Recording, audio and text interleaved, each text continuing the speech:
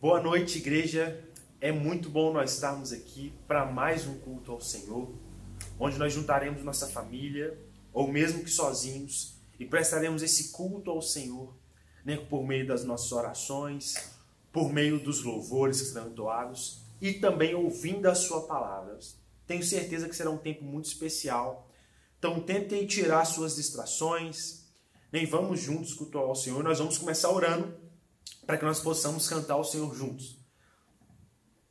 Senhor, muito obrigado, porque a gente pode, Deus, mais uma vez cultuar ao Senhor, Deus, nesse culto público, mesmo que via internet. Que o Senhor nos abençoe, que o Senhor receba a nossa adoração, que o Senhor nos dê a tua graça durante esse tempo. Que o Senhor, Deus, fale conosco no meio da sua palavra. Deus, que a tua palavra seja ministrada em nossos corações, para que possamos servir melhor ao Senhor neste mundo. É a oração que fazemos em nome de Jesus. Amém. Boa noite, igreja. Então, mais uma vez, vamos estar dedicando esse momento de louvor e adoração ao Senhor. Nós venhamos estar focados, que venhamos estar presentes neste momento. Que não venham ser apenas palavras, mas que nós venhamos, a todo momento em que estivermos cantando, prestar atenção no que estamos dizendo a Deus e que aquilo venha ser algo sincero em nosso coração. Amém.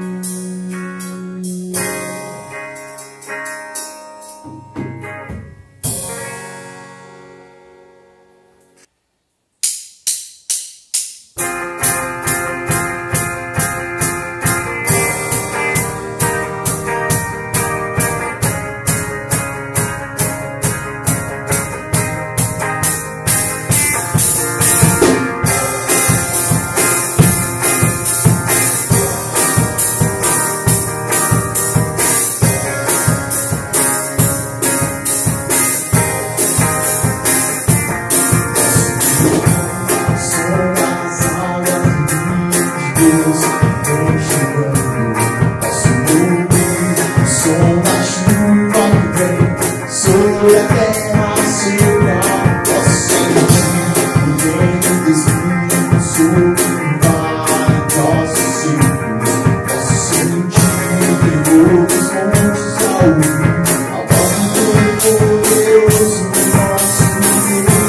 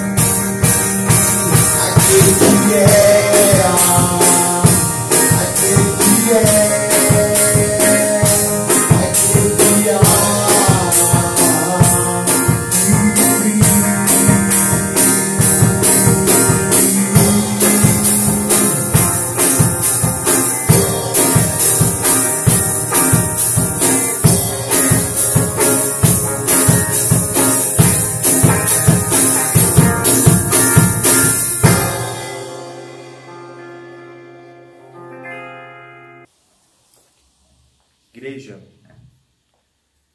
gostaria de ler o título de uma matéria publicada pelo O Tempo.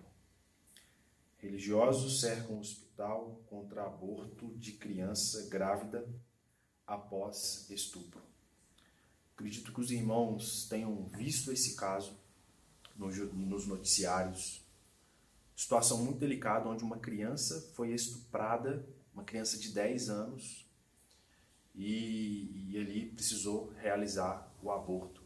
E alguns religiosos, segundo alguns noticiários de tradição católica, foram até a porta do hospital e destilaram ali palavras como de assassinos, manifestando-se contra o aborto. Eu não quero entrar em polêmicas, mas eu acredito que a Igreja de Jesus não pode ficar alheia a esse tipo de situação tão triste. Jesus nos ensinou um pouco sobre a verdadeira espiritualidade. E isso fica muito expresso quando nós pensamos, por exemplo, na parábola do bom samaritano. A narrativa expressa por Jesus fala de alguém que caiu na mão de assaltantes, estava quase morto no chão, precisando de ajuda, precisando de acolhimento, porque estava vivendo uma tragédia em sua vida. E a Bíblia fala de religiosos que olham para aquela situação e simplesmente são apáticos diante daquilo. O levita e o sacerdote que veem aquela cena ignoram aquela pessoa, ignoram o humano que estava em sofrimento diante daquela situação. Mas Jesus fala de um samaritano que vê aquela cena e, diferente dos religiosos, tem compaixão daquela pessoa. E tem ali uma atitude de misericórdia com aquela vida que estava sofrendo, com aquela pessoa que foi atacada por outrem. Irmãos, que tipo de postura nós, como Igreja de Cristo, teremos? Que tipo de espiritualidade nós vamos manifestar para as pessoas e para esse mundo? Como nós seremos luz do mundo, sal da terra, tendo atitude de religiosos ou tendo atitude do samaritano? Olhar para a vida que sofre diante de uma situação tão grotesca e ter misericórdia daquela vida, daquela família e ajudar a criança e a família a se reerguer, ou destilhar palavras de ódio diante da situação? É tempo de nós refletirmos que tipo de espiritualidade nós estamos transparecendo para o mundo. E nós sabemos que esse tipo de coisa não acontece só distante de nós. Não acontece só no Espírito Santo. Crianças são abusadas próximas de nós, nos nossos arredores, na cidade de Belo Horizonte.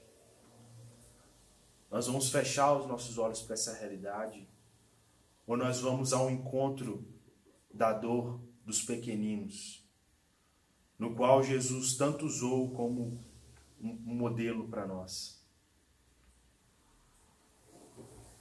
Eu queria que nós tivéssemos um tempo de oração por essa família que sofre, que virou notícia nacional, por essa criança que sofre por conta da atitude de religiosos, ainda mais do que já sofreu por conta de tudo que ela viveu durante vários anos da sua vida.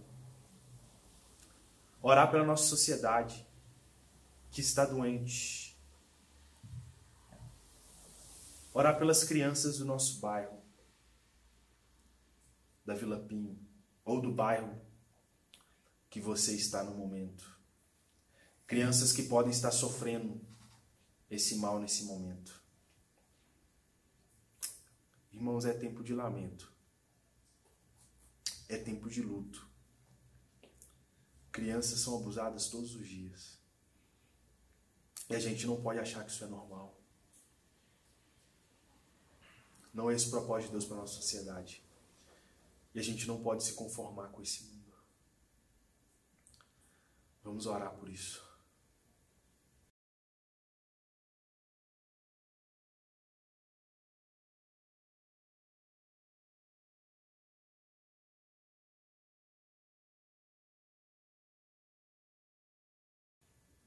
Senhor,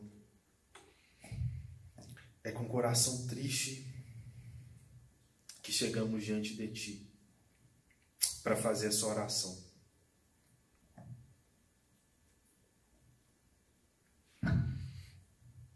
Ó Deus, que o Senhor tenha misericórdia de todas as crianças que sofrem abuso sexual, das famílias que sofrem também, Deus, com essa situação. Tem misericórdia daqueles que sofrem de violência doméstica. Deus, que a sua igreja não seja omissa. Que a sua igreja tenha a atitude do bom samaritano.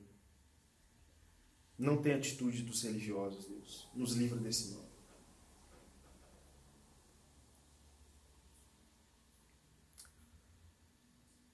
Ajude-nos, Deus, a sinalizar os valores do reino do Senhor para essa sociedade doente, que carece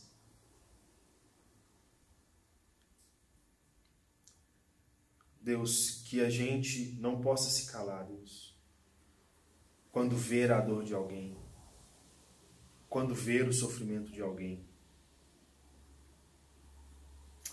Nos ajude, Deus, nos dê estratégia para poder ajudar e auxiliar essas pessoas, porque sabemos que isso é muito delicado. É a oração que fazemos em nome de Jesus. Amém. Maravilhosa graça, teu amor que não falha, tomou o meu lugar, levou a minha cruz, teu sangue me salvou, minha dívida pagou.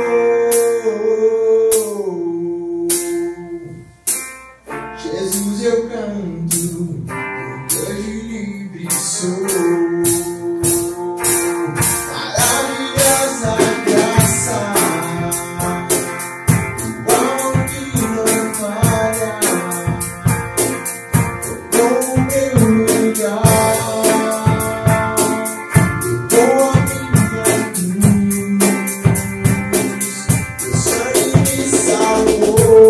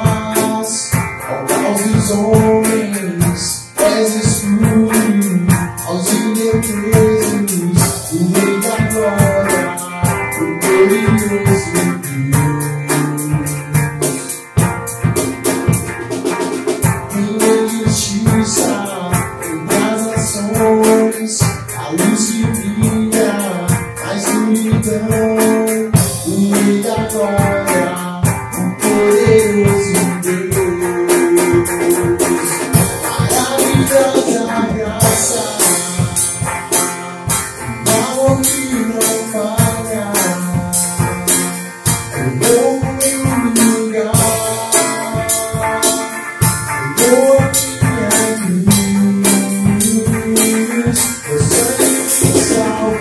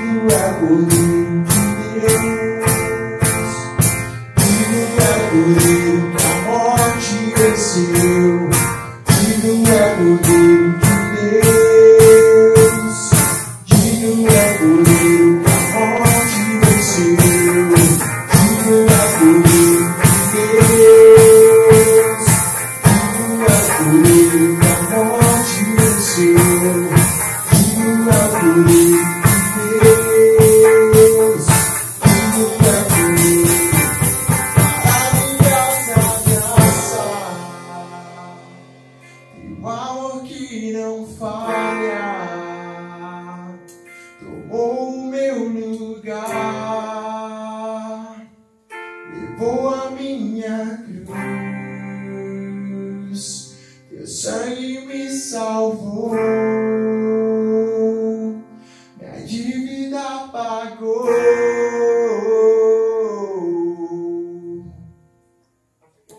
Jesus, eu canto, porque hoje livre sou.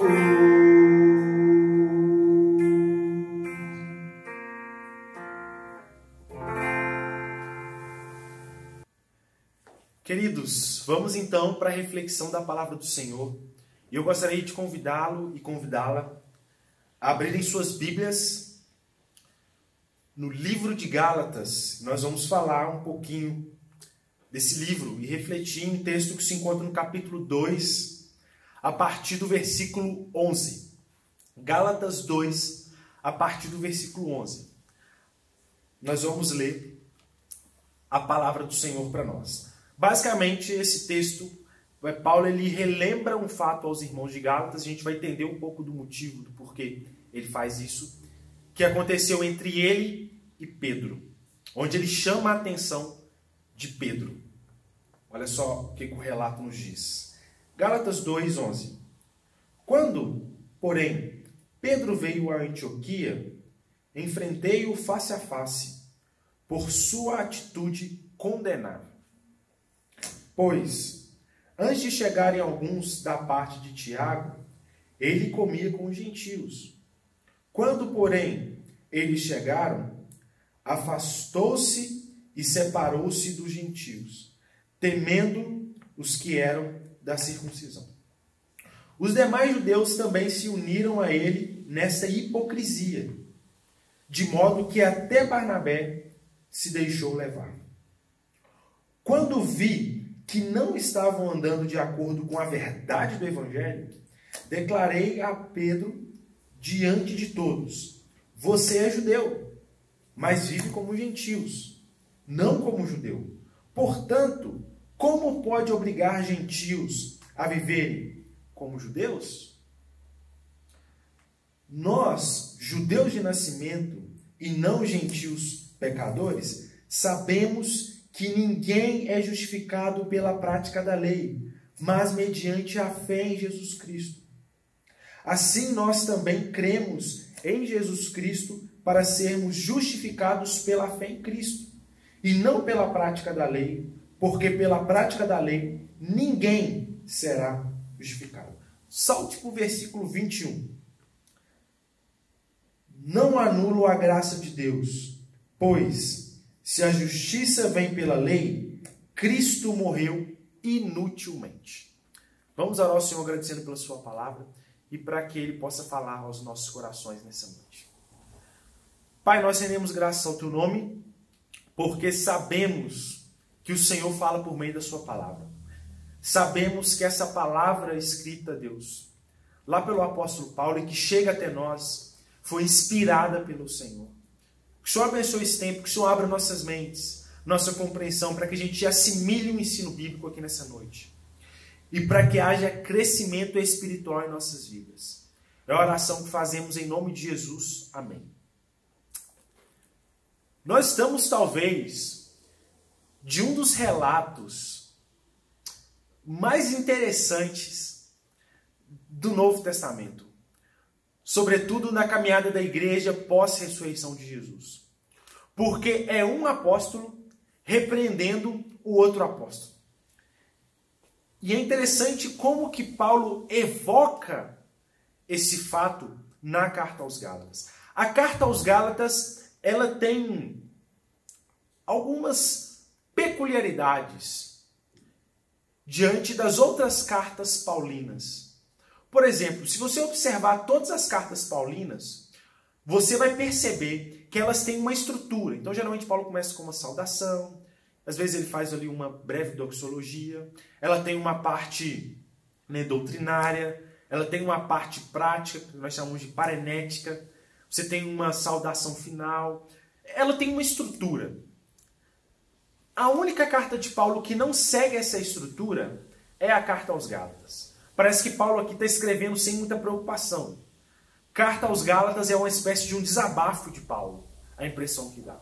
Porque Paulo estava no meio desses irmãos, pregou o evangelho da graça de Deus para esses irmãos. Esses irmãos tiveram essa experiência com o Espírito Santo.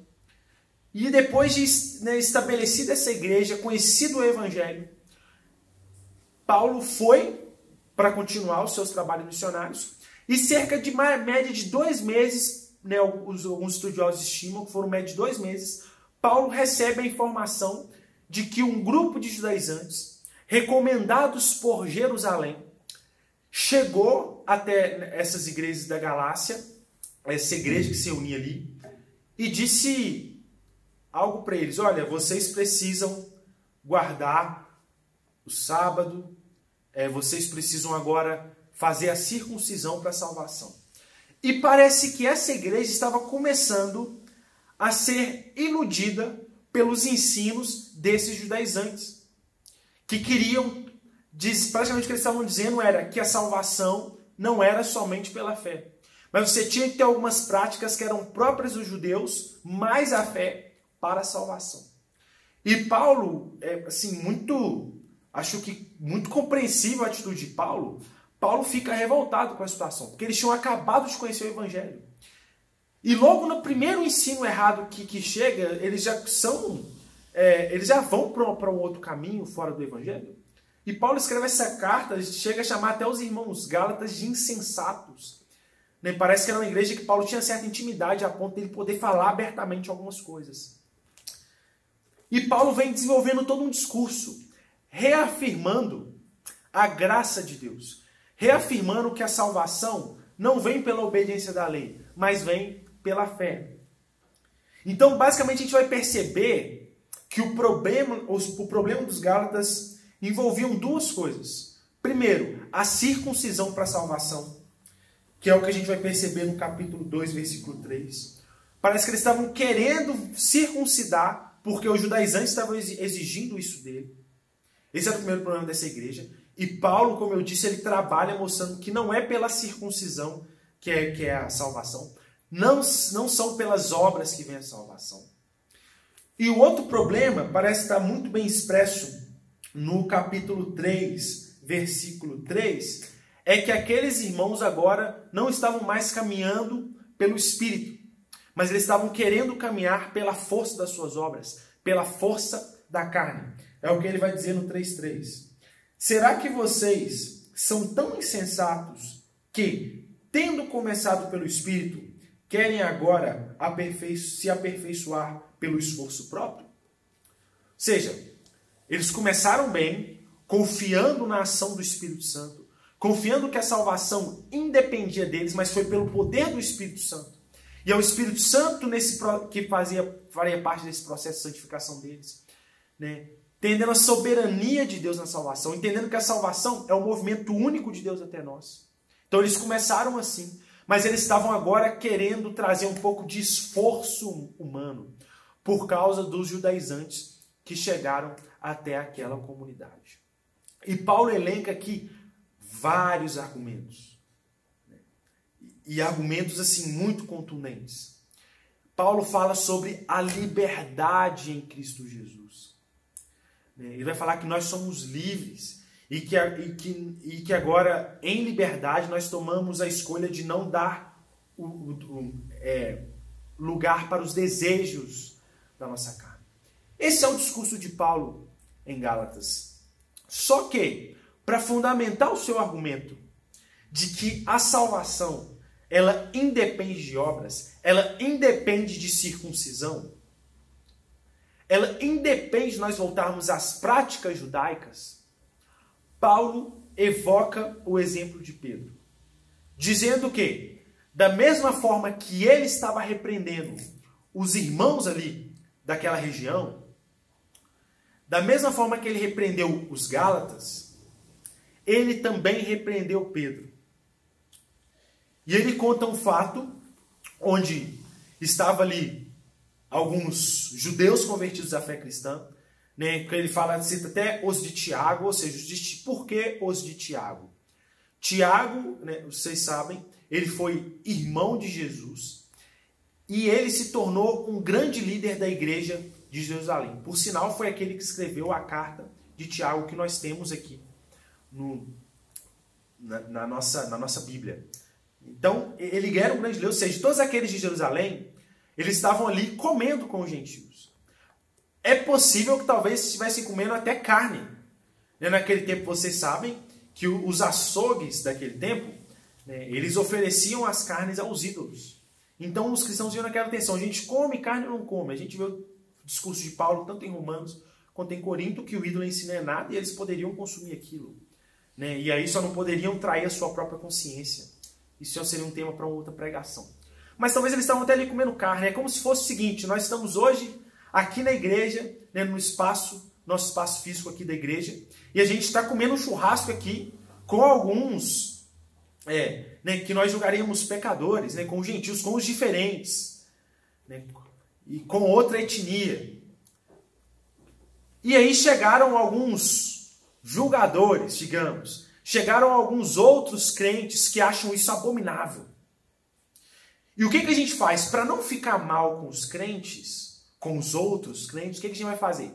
Não, a gente vai sair de perto dos outros irmãos nossos, que são julgados por eles inferiores. Então a gente vai, porque não circuncidam, porque não fazem aquilo que a gente quer, que eles querem que sejam feitos, para poder fazer uma média com os judaizantes. É isso que estava acontecendo ali. Pedro estava ali com o pessoal, comendo carne, comendo churrasco com os gentios, e os judaizantes chegam. E aí Pedro começa a sair de perto de fininho, para poder fazer uma média com os judaizantes. E aí Paulo chama Pedro e adverte Pedro. E Paulo até evoca que até o próprio Barnabé caiu nesse erro. Porque provavelmente Barnabé estava diante daquela situação. Né? Imagina Paulo ali chamando Pedro e falando: olha, isso está errado. Gente, o que Paulo está falando? Qual que é o ponto e o que esse fato ensina para a gente?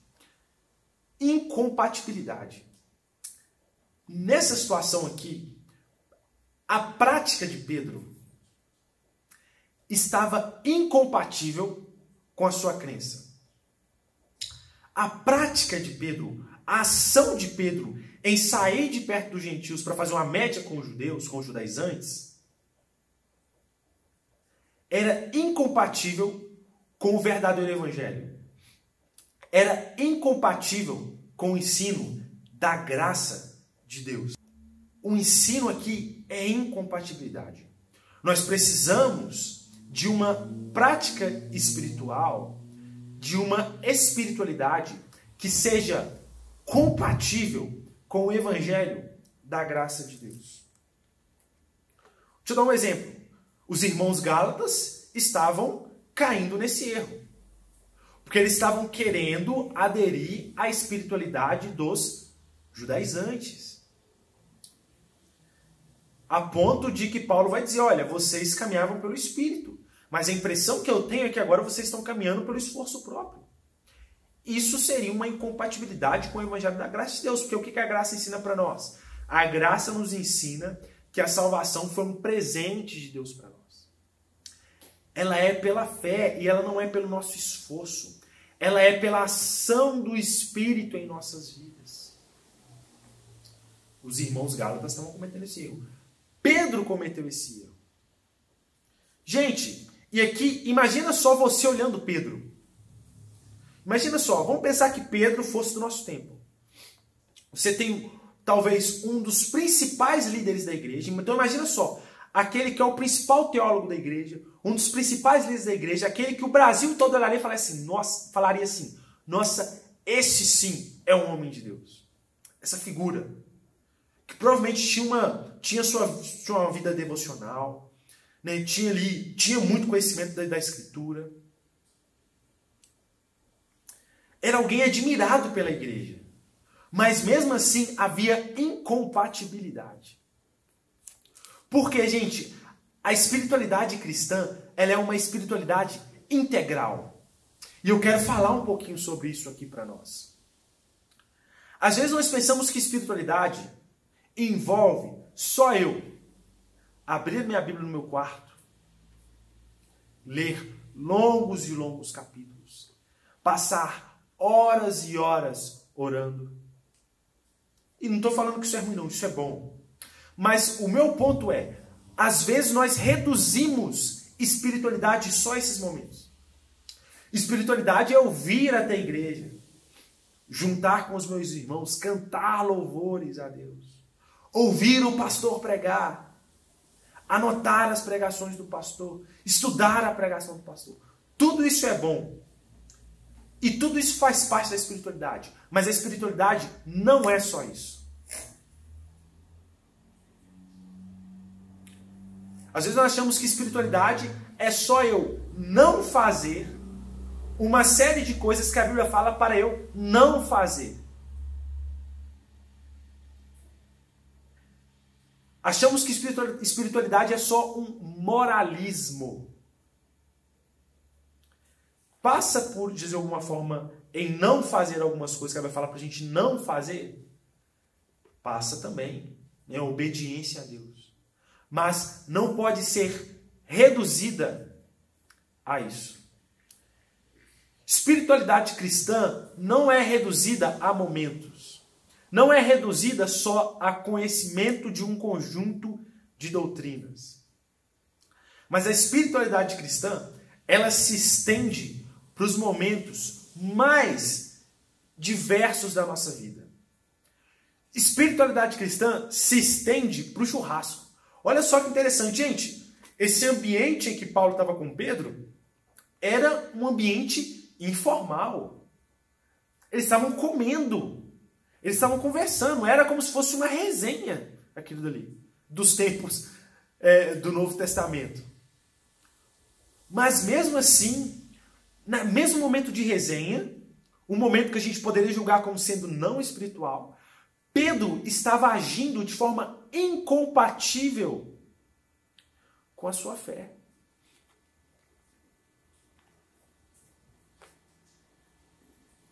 Por quê? Porque a espiritualidade cristã, ela é integral. E ela envolve tudo na nossa vida. Nós falamos um pouco sobre isso quando nós falamos de ver a nossa vida como um culto a Deus. Isso é espiritualidade cristã. Que envolve todas as nossas práticas. E todas as nossas práticas e nossas condutas devem estar condizentes com aquilo que o Evangelho nos ensina. Com a graça e a misericórdia de Deus. Com o amor de Deus que nos alcançou. Compreendendo que nós só o amamos porque Ele nos amou primeiro. Isso teria implicações na nossa vida, do tipo, eu não espero outros me amarem para que eu ame. Mas o Evangelho me ensina que eu amo primeiro, antes de buscar ser amado. É uma coisa que estende toda a vida. Por isso que eu digo, gente, as pessoas, os evangélicos, podem pagar de mega espirituais, podem colocar seus panos de saco, podem ir passar horas, dias no monte a pôr água, podem dizer que vêem gravetos brilhando no chão, que vê o céu rasgando em luz, que vê o poder de Deus manifesto. Pode dizer que tem 10 mil dons espirituais. Pode dizer que oram 7 vezes ao dia, durante 7 horas. Que leram a Bíblia várias vezes em um ano. Mas se é só isso, é espiritualidade incompleta. Isso precisa vir acompanhado de uma série de questões que envolvem a vida integral do ser humano, que envolvem tudo que o ser humano faz. Espiritualidade não é uma área restrita. Nós podemos ter tudo isso, mas mesmo assim podemos estar vivendo de forma incompatível do Evangelho. Assim como foi o caso de Pedro, aqui nesse texto. E também, pelo que o texto parece narrar, até do próprio Barnabé. Nós precisamos pegar o Evangelho da graça de Deus e tentar aplicar as diversas áreas da minha vida, do tipo, como que eu posso caminhar de forma compatível ao Evangelho no meu trabalho? Como eu posso caminhar de forma compatível com o Evangelho na minha família aqui, na forma de conduzir minha família, da forma de se relacionar com os meus pais, na forma de se relacionar com os meus irmãos, na forma de me relacionar com os meus filhos, na forma de me relacionar com os meus vizinhos. Gente, quantas vezes nós já lidamos com casos e situações onde, por exemplo, as pessoas pagavam de mega espirituais, iam para o monte, faziam suas campanhas, mas sabiam que na casa do vizinho havia violência doméstica e não faziam nada. Isso é espiritualidade incompleta? Isso é incompatibilidade de espiritualidade? A vida cristã ela é integral. O desafio do cristão ele é gigantesco. Porque, gente, tudo para nós é sagrado. Todas as coisas da nossa vida é sagrada. Nós não podemos conformar com a injustiça. Se nós conformamos, nós estamos vendo de forma incompatível com o Evangelho. Porque o Evangelho é a justiça de Deus. Uma justiça redentiva e uma justiça de graça.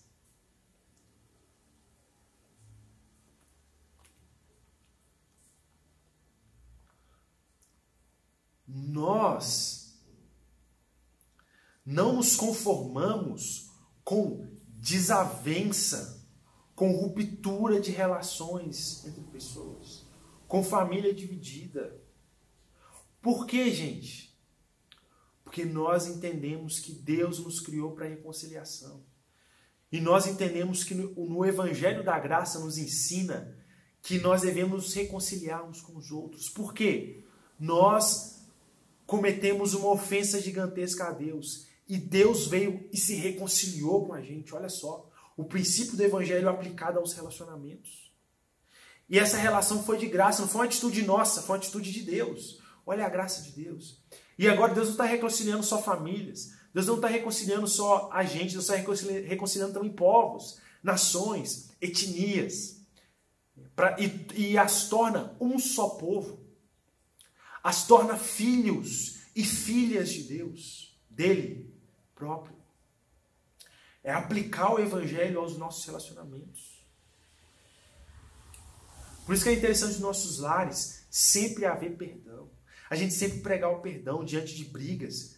Trazer o perdão, compatibilidade com o Evangelho da graça de Deus. Inconformar com a injustiça. Reconstrução e restabelecimento de relacionamentos. A gente não pode ver dois irmãos na fé ou duas pessoas em desavença e não fazer nada. Não tentar fazer uma mediação. Não ter um tipo de ação diplomática diante dessa situação.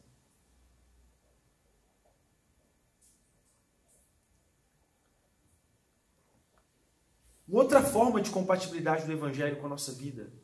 Não viver uma vida desesperada. Porque nós temos uma esperança maior, que o Evangelho nos garante. Então a gente não vive nem em desespero. Cristãos que andam em desespero com a vida, de alguma forma, precisam trazer os princípios da palavra de Deus em sua mente e deixar que a palavra de Deus trabalhe no coração para que viva de forma compatível com o Evangelho. Moralismos, jargões evangélicos, né, moralismo, de elencar alguns pecados em detrimento de outros, são práticas de uma espiritualidade incompatível. Condena o irmão da igreja que caiu talvez em algum pecado da área sexual, dizendo que este perdeu a salvação.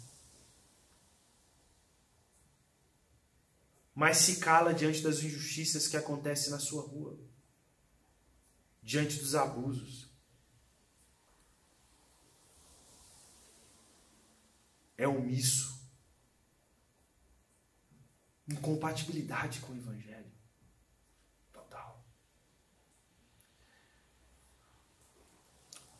Nós precisamos recuperar os valores e os princípios do Evangelho aplicados à nossa vida, para que a gente não caia nessa incompatibilidade de culto.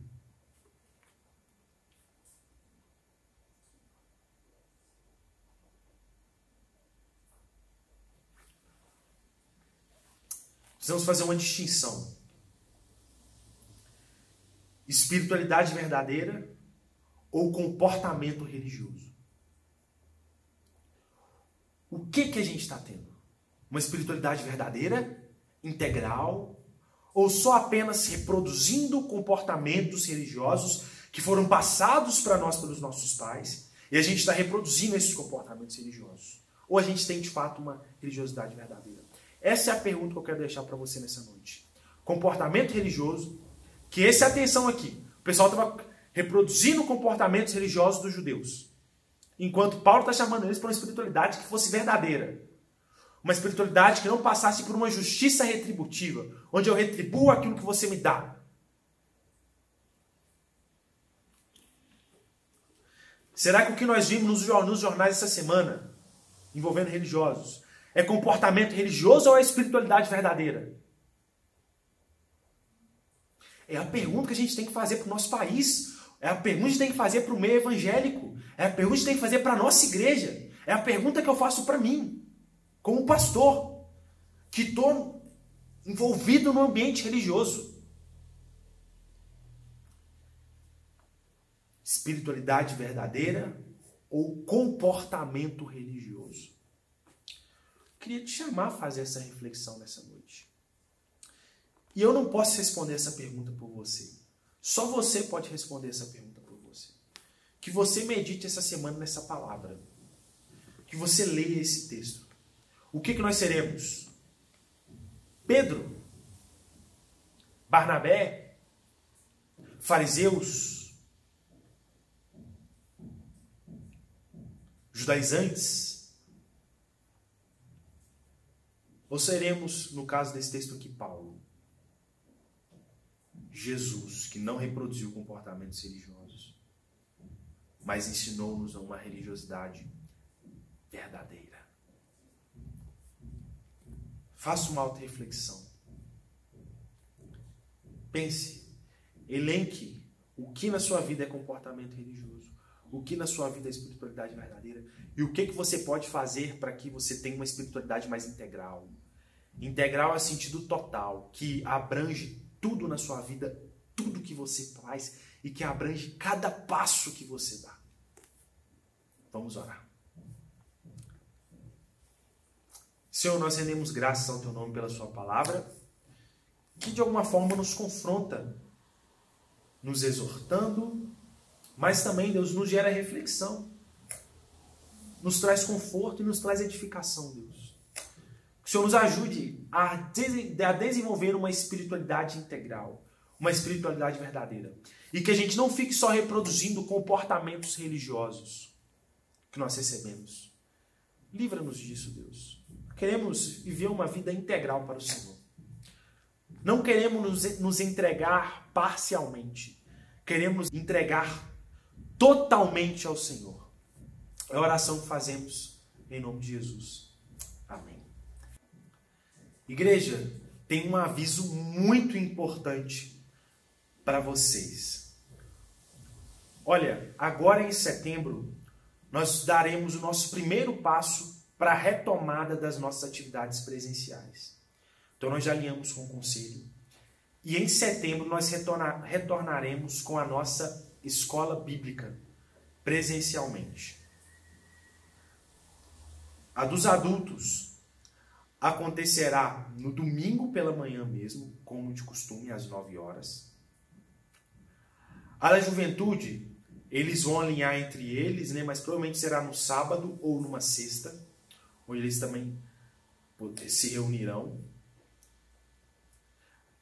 E às quartas-feiras nós manteremos via Google Meet, né? Para caso alguma pessoa que tenha alguma dificuldade, ela possa continuar participando. Tá bom? E tendo algum tipo de estudo e ensino durante a semana. O nosso culto de domingo ainda, por enquanto, continua via YouTube, como nós estamos fazendo aqui agora.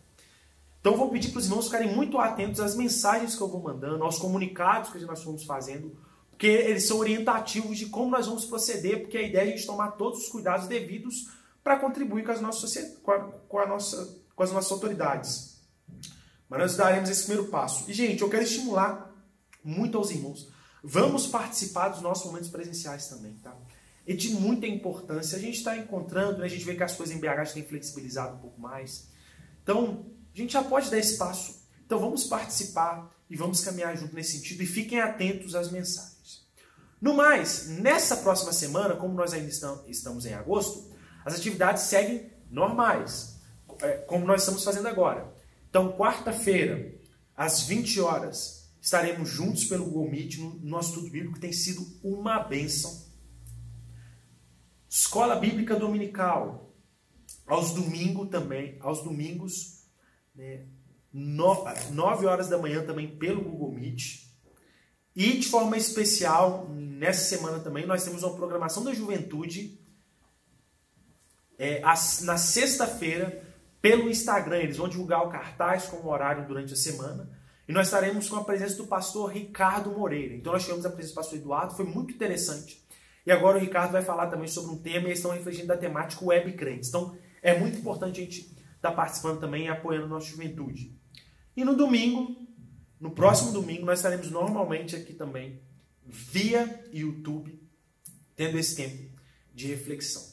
Tá bom, gente? Deus abençoe a vida de vocês, que vocês tenham uma semana abençoada e uma semana não só de comportamento religioso, mas uma semana de espiritualidade verdadeira. Deus abençoe a sua vida. Levou a minha cruz, teu sangue me salvou, minha dívida pagou.